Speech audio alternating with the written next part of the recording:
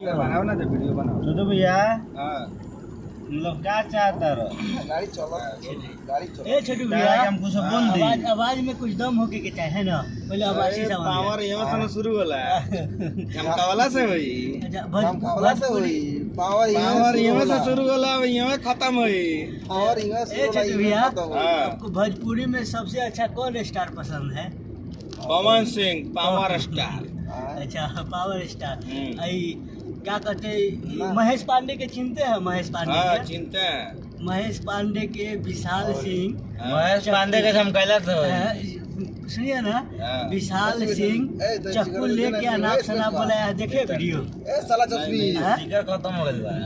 तो ई समझा सुनिए ना ए छोटू भैया, पैर भी कैले करवावता रे साला, स्पीकर खत्म हो गइल बा, फायदा कर ये दी। बताइए हाँ। कि अगर केकरो सामने अकेले में घेर के आ चक्कू रख के आ ओकरा से अनाप शनाप बोला लेला से मतलब कि अच्छा सुनो सुनो, एक मिनट चुप रहो, हमरा फिर याद ना कर।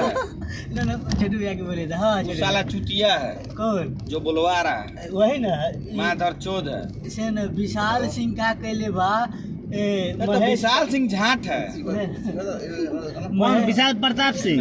विशाल सिंह का कहले बा पता विशाल बा? प्रताप ना विशाल सिंह हुआ। महेश पांडे के चक्कू भिड़ा के आ सामने में अनाप शनाप बोले बा। वो ना विशाल सिंह में ठेकेदार हुआ। हाँ हैं? हाँ वही विशाल सिंह। हाँ वही जे ई पवन सिंह के साथी, पवन सिंह के टीम में बा। हाँ हाँ ठेकेदार हुआ। हाँ वे हाँ। तो ई गलत बात बा कि सही बात बा छोटू भैया? बहुत गलत बात है। एक दू शब्द कह। वो चोर बा माधर चोद विशाल सिंह हुआ।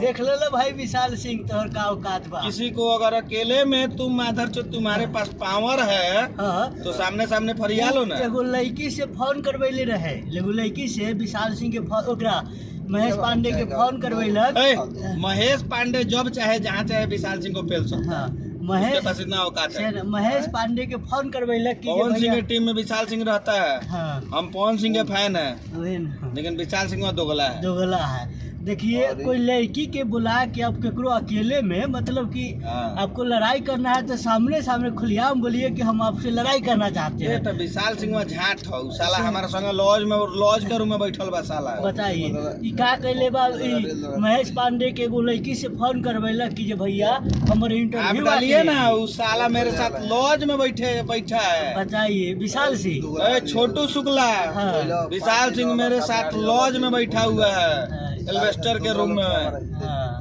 हाँ, तो विशाल सिंह के चिन्हित बानी रहुआ? बहुत बढ़िया से, हाँ। विशाल सिंह के का हैसियत रहे, अब का हैसियत बा? बहुत बढ़िया से। अब पहले का हैसियत रहे विशाल सिंह के? हैं? विशाल सिंह के का हैसियत रहे पहले? अरे विशाल सिंह पवन सिंह के टीम में है, हाँ टीम में वो है, भी बिहारी है वो बिहारी और है। आरे के आइस पाइस का है। हाँ हाँ हाँ। हाँ। चला ठीक बा भाई साहब, ई वीडियो में तबाही सुन लेला विशाल सिंह के का औकात बा, झाट के बराबर औकात बा विशाल सिंह के। विशाल सिंह झाट है। हाँ खैर ई वीडियो के शेयर जरूर करिए। इस चैनल के नीचे लाल बटन दबा के फ्री में एकदम सब्सक्राइब डबले बदन टूट ना जाए, तब ले दबाइले रहियो। और विशाल सिंह के मुंह में मुद्द दीजिए। मुंह में